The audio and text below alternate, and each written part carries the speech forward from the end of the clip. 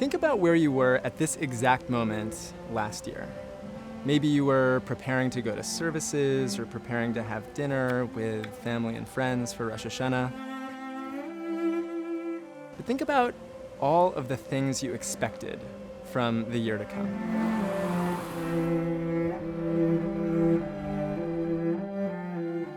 What were your hopes? What were your expectations? What were your visions for what this year might look like?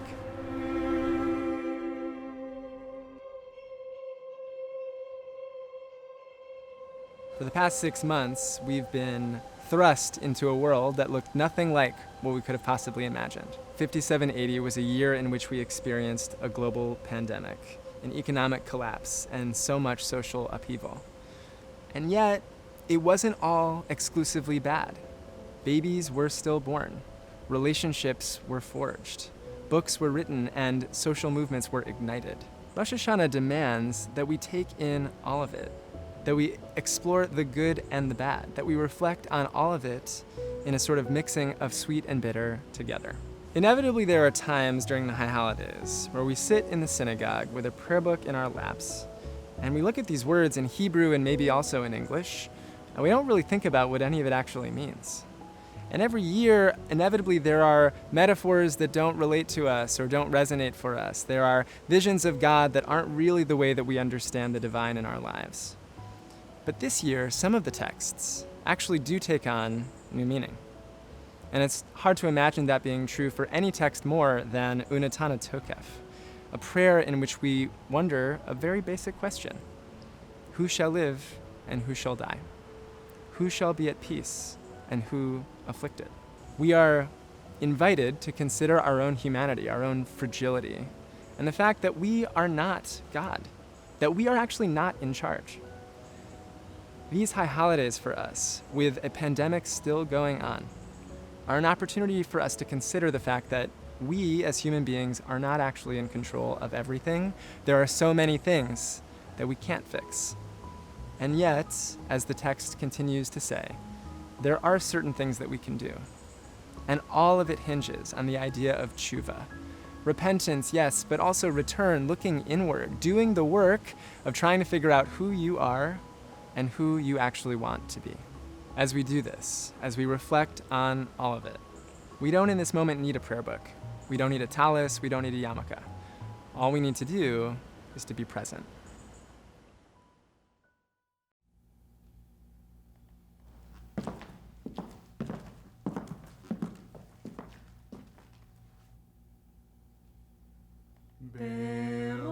Rosh Hashanah Yikatevun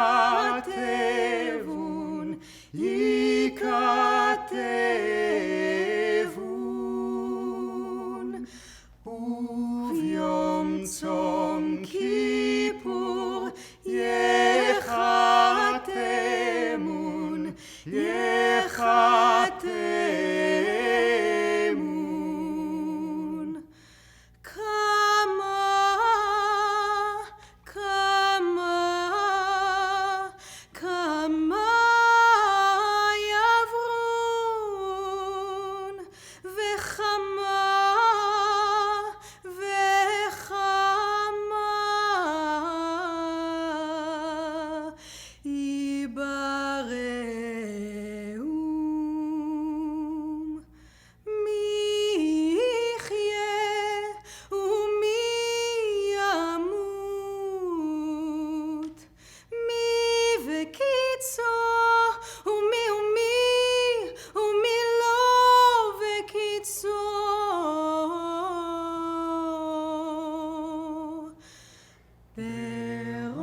Rosh Hashanah Yikatevun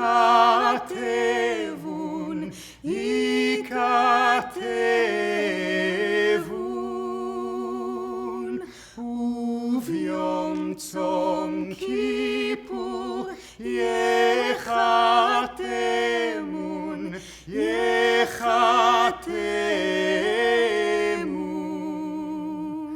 Berosh Hashanah Yikatevun וביום צום כיפור יחתמון מקבע אש, ומי ומים, מי וחרב, ומי וחיה, מי ורב, ומי וצמא, מי ורש, ומי ומגפה, מי וחניקה,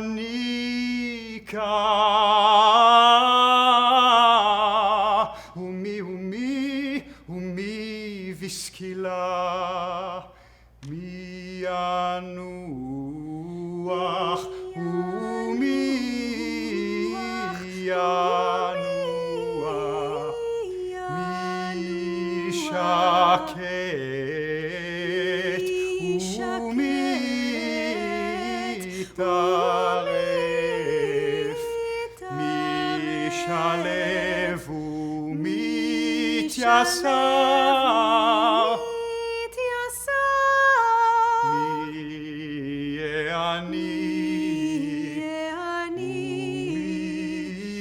יאשר, מי שפל, ומי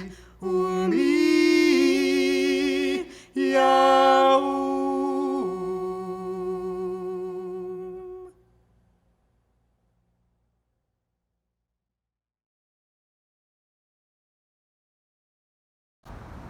This year, I made a career transition. I moved from Brooklyn to Manhattan. We've had a baby. We've purchased a home, which is super exciting. I gained an even greater appreciation of Jewish time. I found allies this year. This year, I started baking challah during quarantine with my parents, and it's become a really nice Shabbat ritual for us. Marking moments in my life through the Jewish calendar and ritual and celebration. This year, I started celebrating Shabbat. Oh, here we go. We got to work from home, so we had the time to foster newborn kitties for animal rescue group. In the last year, I fell in love. My husband and I joined a synagogue. I bleached my hair. I watched 10 seasons of RuPaul's Drag Race. This year we got Murphy. We're in big trouble. And engaged. We got married. We had a baby. Here he is. This year, I joined the tribe on Jacob Rees Beach. This year, we've had to postpone our wedding twice. We're in the group of people who canceled a wedding and still got married. More of a milestone than a change, actually, but... It hasn't been easy either. This year, I lost my job. I joined the mass of other 30-somethings who moved back into their parents' basements. We've had family members who've been infected or contracted coronavirus, and so that's been difficult. Thankfully, they are healthy now and they survived. I've been able to find the silver linings in my joy of cooking. I finished writing my book. I am able to Zoom into classes. I ended up getting enough signatures to serve on the Brooklyn Democratic Party's county committee. I dove into trying to figure out how to create culturally responsive, anti-racist curriculum in a middle school mathematics classroom. I do feel fortunate and blessed to have had the opportunity to be able to provide some small modicum of support to frontline workers. I found that I came to a very different way of relating to fear and to gratitude. I think this year we've seen so much change and so much uncertainty, and one of the hardest things for me was feeling comfortable with that uncertainty. We've been able to really bond as a family. It's brought us closer together. Realizing that fear about the future can be a signal to remember gratitude in the present, and realizing that I can experience both of those very different feelings at exactly the same time.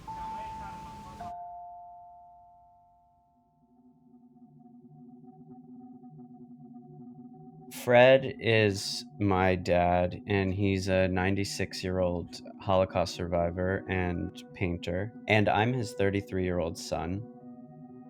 I took these images of my dad from late March until about early May, and they depict him going to the grocery store, the mailbox, and they're usually taken from afar. When the quarantine began, I was extremely fearful of what could happen to my dad being his age. I found that in speaking with a lot of my peers, we all had a similar experience, that our parents took it less seriously at first. I thought that this could maybe even be the end, particularly because my mom works in a hospital and she could bring the disease home. I do think that my dad has a kind of built-in resilience. He attributes his survival in 3 concentration camps, Terezin, Auschwitz, and Dachau, to pure dumb luck. But I also think so much of it is biological. You know, when you are traumatized every day, it's so easy for someone to just give up hope. And my dad didn't, and that's what's kept him alive.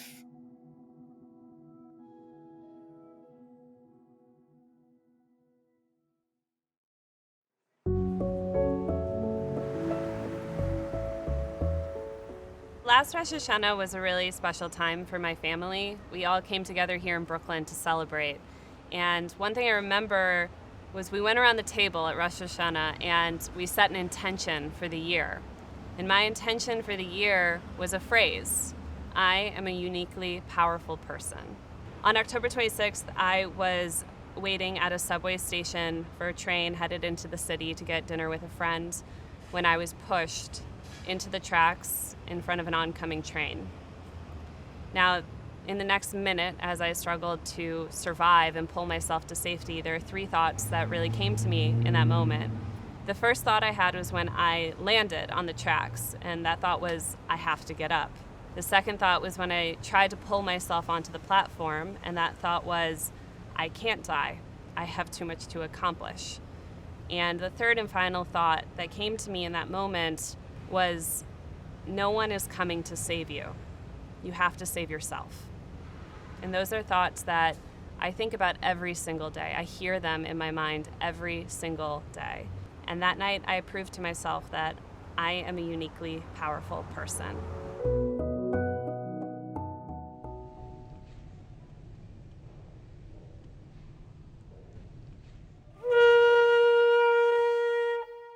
The shofar takes human breath and transforms it into an incredibly powerful sound. Every time I'm sitting in a congregation and the Baal Tekiah, the person who's going to blow the shofar, comes up onto the bima, I sense like a nervousness and an anticipation in the whole congregation. Everyone's breathing quickly and wondering, are they going to be able to blow it? Because it's actually quite hard to get a pure sound.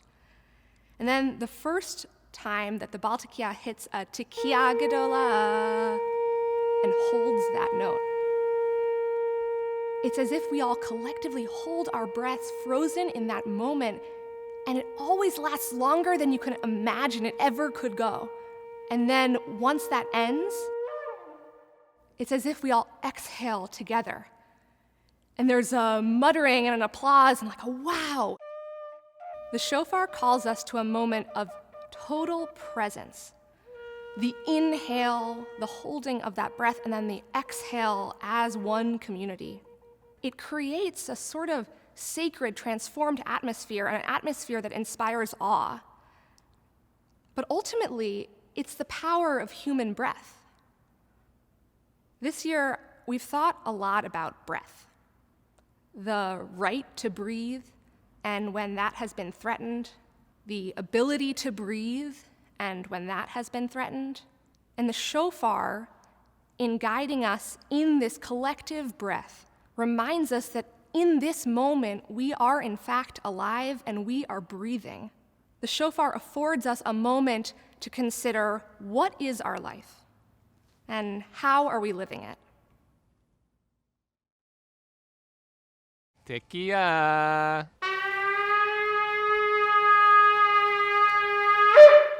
Shavarim Torah.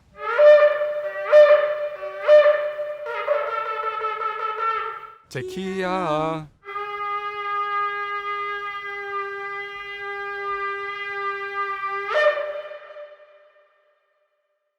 Okay, rolling. All right. I need to practice a little.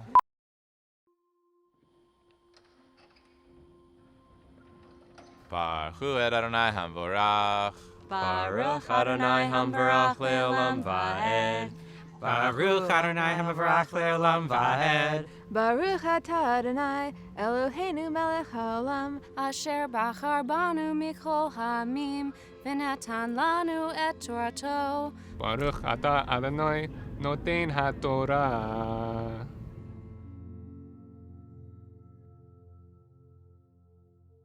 ויהי אחר הדברים האלה, והאלוהים נישא את אברהם. ויאמר אליו אברהם, ויאמר הנני. ויאמר קח נא את בנך את יחידך אשר אהבת, את יצחק, ולך לך אל ארץ המוריה, והעלהו שם לעולה על אחד ההרים אשר אומר אליך. וישכם אברהם בבוקר, ויחבוש את חמורו, ויקח את שני נעריו איתו, ואת יצחק בנו.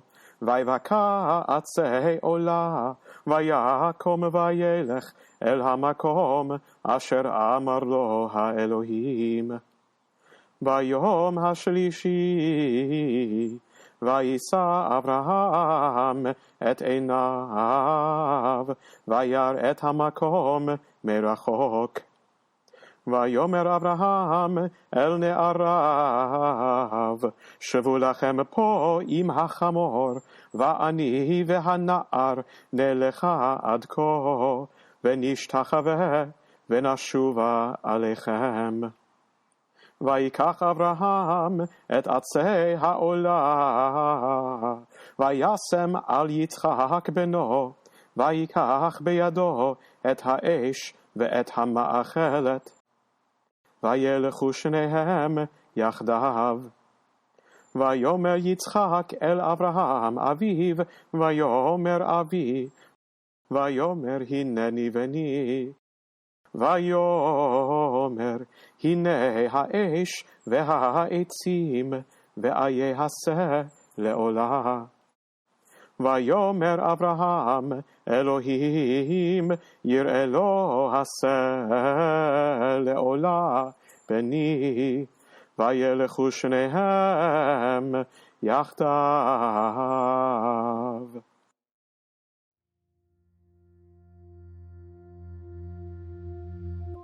Baruch atah Adonai Eloheinu melech haolam asher natan lanu torat emet וחיי עולם נטע בתוכנו. Baruch atah Adonai noten haTorah. Amen. Excellent. In the Torah portion we just heard chanted, Abraham is asked to do the unthinkable. Take your son, your favored son, whom you love, Isaac, and take him to Moriah, where you'll sacrifice him on an altar. We know what happens next. Abraham prepares to do everything until at the last moment an angel stops him. At the outset of this story, God calls out, Abraham! And his response is simply, Hineni, here I am. With a simple, honest word, Abraham submits himself entirely, and he prepares himself for whatever comes next. The Torah doesn't tell us what Abraham is thinking, but we can guess at what might be going through his mind in this moment. In the last chapter, Abraham is forced to send away his other son, Ishmael, whom he also loved. And you can imagine that Abraham didn't want to do that. He's feeling exasperated, even if our text doesn't say exactly that. Given that context, you can imagine that Abraham wanted to say, what more do you want from me, God? I've given you everything that I have. What more could I possibly give you? But Abraham doesn't say that. Instead, he acknowledges implicitly that he doesn't know what to do. And instead, the only thing he can actually do is be present. Modern readers might wonder if Abraham actually did the right thing. And they might ask, what kind of God could be so sadistic and abusive to test someone's loyalty in this way? But those aren't really Abraham's questions. Instead, he recognizes his humanity and his humility, and he simply says, okay. Now, most of us don't have relationships with God like this one, but all of us can relate to Abraham's vexation in this moment, feeling at the whim of powers beyond his control, and unsure precisely what to do, and yet feeling so totally exasperated. And with all that in mind, we can admire Abraham's choice to show up fully, knowing that he still doesn't quite know exactly what he's going to have to do. After the year that we've all had, aware that we still don't know exactly where we're going, the high holidays beckon us to look inward and to say resiliently and resoundingly, here I am. Just 6 months ago, we couldn't possibly have imagined that we'd be here. Like Abraham, our situation radically changed our lives. Our situation meant that we had to face an onslaught of bad news every day. And as we yearn for a world that is more expansive than our apartments or our houses, a world that is post-pandemic, we get a chance to consider what it is that we want to build. There's a concept in our tradition known as Doigkeit, which is Yiddish for here-ness. The idea comes from the Bundists, a movement of Yiddish-speaking socialists from the last century and the century before, who basically believed that their liberation and our liberation as Jews doesn't come from God, but it's actually in our hands. Liberation doesn't require a miracle. It doesn't require migrating to somewhere else. It requires being here, fully here, wherever here is. It means being full-throatedly ourselves as Jews, in solidarity with our non-Jewish peers, to combat forces of oppression and to build a world that is more equitable, more kind, and more peaceful. And though the Bundists wouldn't have phrased it this way, Doigkeit demands that we look in the mirror and say, Hineni. Doigkeit did not win out in the marketplace of big Jewish ideas in the 20th century, but it's an idea that's worth revisiting. These days, when we spend so much time right here, it's worth considering the ways in which our collective liberation is actually in our hands in this exact moment. As we wait for a vaccine or for good news of any kind, let's not allow our waiting to be passive. This time is about birthing new versions of ourselves and new visions of a world redeemed. And we know that we're able to conjure up versions of all those things that are way better than what they were before. Like Abraham, we may feel exasperated by what we've already endured, and hopefully we won't be tested in ways that are quite as dramatic as the way in which he was. But as we move from more passive waiting to active building, a world and a year to come, our point of departure is the same as Abraham's, to look straight ahead and to say humbly and honestly, Hineni.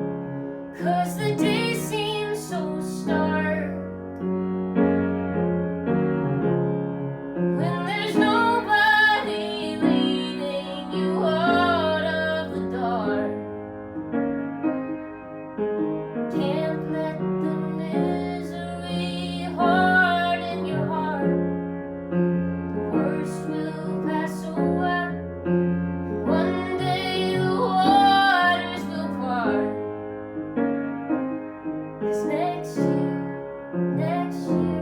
The doors will break open next year, next year. We'll breathe in the sky, though tomorrow's uncertain. We're gonna get by till it's here. So here's to next year. Oh, next year. World will break open next year. Breathe in the sky next year, next year. Oh, next year, next year. As you wonder and wonder how long you'll stay lost, remember the oceans and deserts we've already crossed.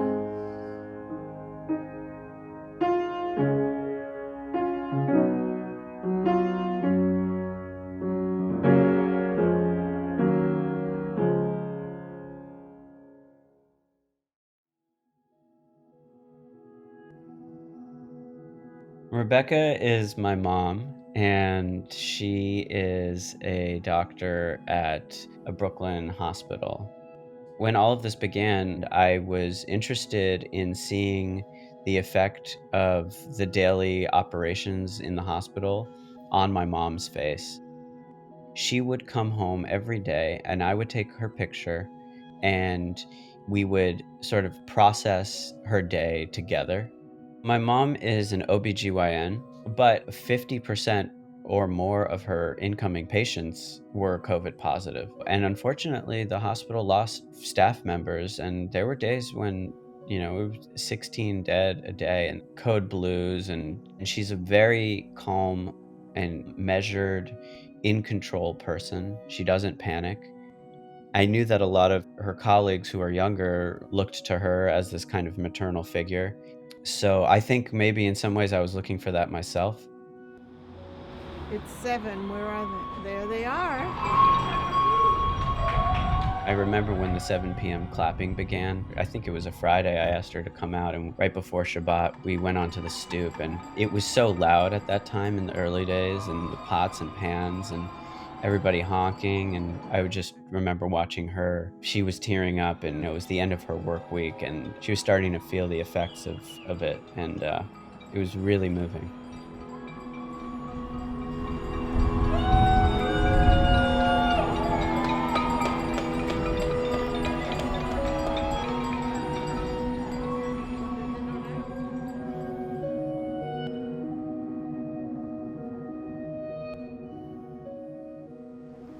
In March of this year, I was working at a hospital in New York City. So I was working in the medical ICU for really the peak of the COVID pandemic here. When the first COVID patient came in through the emergency department, we had the room ready for him, and we thought we knew what to expect.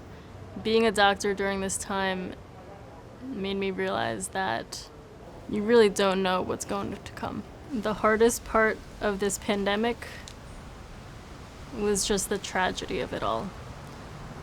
And I think there's a decent number of positive takeaways you could talk about, from teamwork to trust to the preparedness we had to the relationships that were built. But ultimately, COVID is tragic.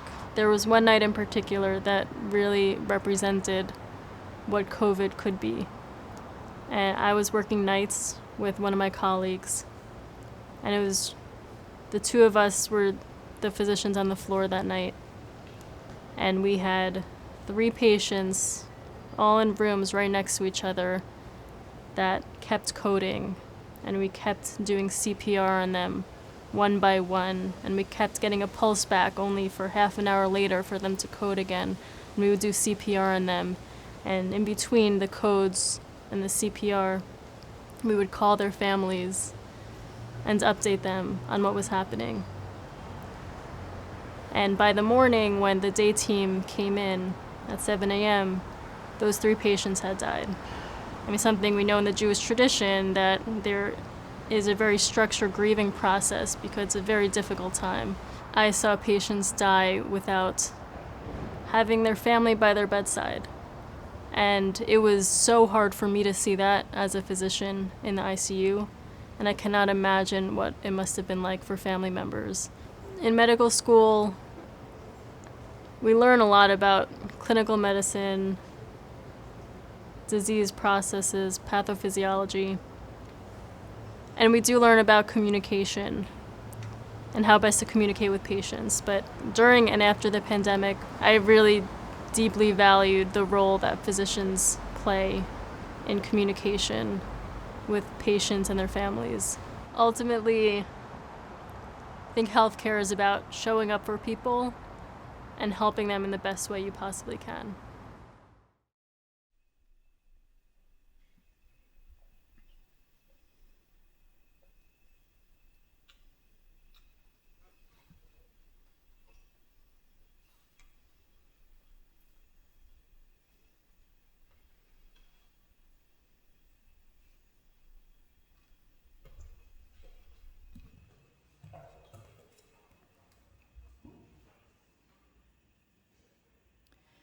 We come to Kaddish on this Rosh Hashanah in a world that is mourning. We come to Kaddish on this Rosh Hashanah with our own personal grief, nested within a great collective grief. We come to Kaddish on this Rosh Hashanah after 6 months in which we could not hold one another through our grief. Even if the losses we mourn today are unrelated to COVID-19, no death that's taken place in the last 6 months has been unaffected by it. Some of us were unable to be with our loved ones as they lay dying. Some of us were unable to say goodbye. Some of us walked through the deepest depths of mourning alone because others couldn't come to our home or encircle us, couldn't bring us food or hold us. Some of us have had to participate in the rituals of farewell on a computer screen. Each of us carry our own personal grief into this Rosh Hashanah. But collectively, we share trauma. And we might feel like we're alone in our grief and in our path of mourning, but we are not alone. And even though we are socially distanced, and even though we see each other through screens, we are here for one another. We are here no matter where we are. Each of us is accompanied by a great mass of our people, all walking this path of mourning together. Yitgadal v'yitkadash shemei Rabbah be'alma divra chirute ve'yamlich malchute b'chayechon uv'yomechon uv'chaye dechol Beit Yisrael ba'agala uv'izman kariv ve'imru Amen.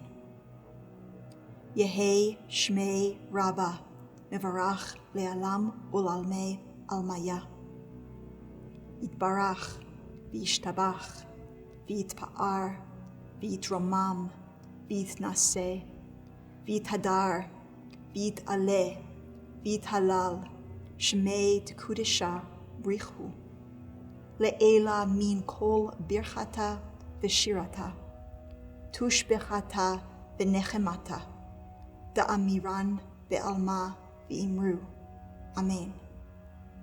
Yehei Shlama Rabbah min Shemaya v'chayim alenu ve'al kol Yisrael v'imru Amen.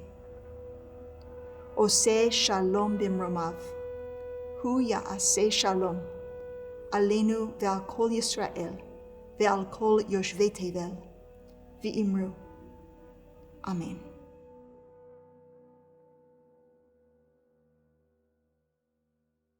Tekiah!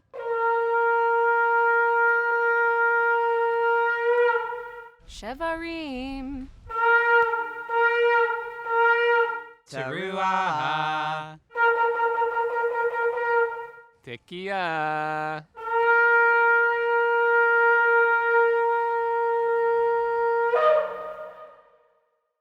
When we speak of God as Malkeinu, our king, it's an image that should inspire a bit of fear and awe, reminding us that there is something beyond the world we're living in, but also a call to action, to do everything in our power in this world to bring down that sacred realm and make it a reality.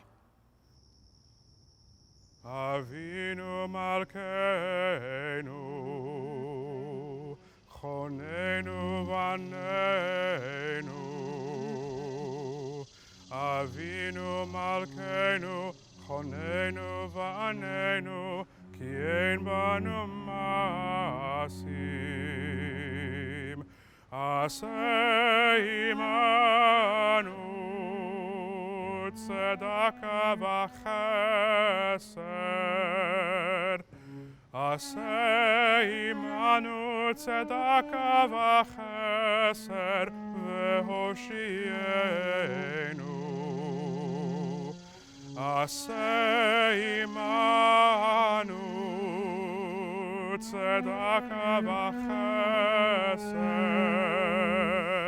Aseh imanu tzedakah v'chesed v'hoshienu. Avinu Malkeinu, Chonenu Vanenu. Avinu Malkeinu, Chonenu Vanenu, Ki ein banu masim.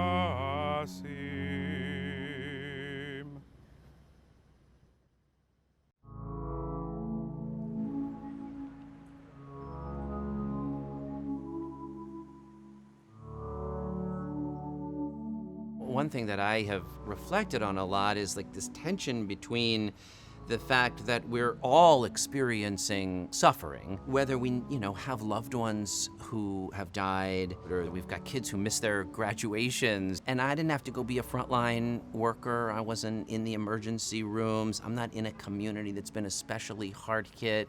I've felt a kind of reckoning with how to understand differential suffering. You have to be able to focus on and bring a kind of equity lens where you see people most in need and show up in the streets and show up for communities that are hit the hardest. We have seen all kinds of ways in which people showing up for justice has tempered the severity of these horrors of this decree, whether that's in mutual aid organizations or people bringing emergency food or people marching in the streets to demand a reckoning with centuries of racial injustice and a present of racial injustice. We are taking the kind of action through tzedakah that we are compelled to take. George Floyd! George Floyd! We're getting this chance in the wake of the killing of George Floyd and Breonna Taylor to see differently and then do something. And I will say that after being inside all those weeks and months at the beginning of the crisis, to flow out into the streets with thousands and thousands of people I didn't know, but so many nights somebody that I did, and to get to march and chant and say Black Lives Matter and say justice matters and our fight for our democracy matters, that restored my humanity to me. It just made me feel human again. I hope we will also say, what kind of tzedakah, what kind of righteous action will I engage in this year in an effort, even as we continue to see suffering, to make change and make a difference? And that's what we're called to do. It's hard to do. We can never do it as much as we want. But when we do it together, we do achieve some kind of repentance. So next year, when we sit here, pray God on the other side of this crisis, we'll still be able to say through tshuva, through tefillah, through prayer, and through righteous action, through tzedakah. That's how we move through these holidays. That's how we make the years meaningful. That's how we hopefully not just temper the severity of decrees of fate, but really achieve some kind of redemption together. Shana Tova. Tekiah Gedolah.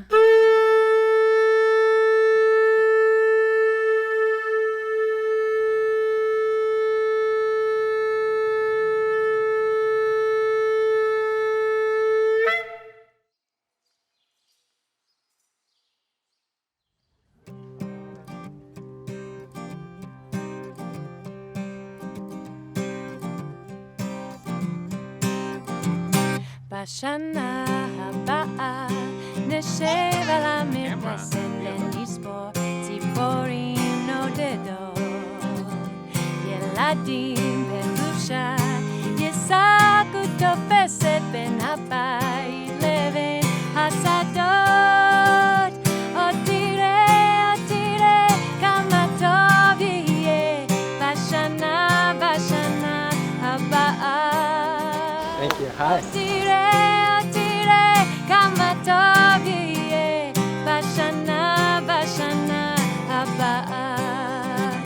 ענבים אדומים יבשילו עד הערב ויוגשו צוננים לשולחן.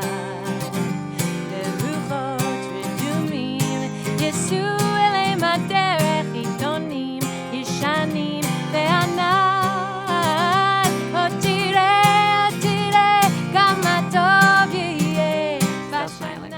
בשנה הבאה. עוד תראה כמה טוב יהיה בשנה הבאה. בשנה הבאה. בשנה הבאה.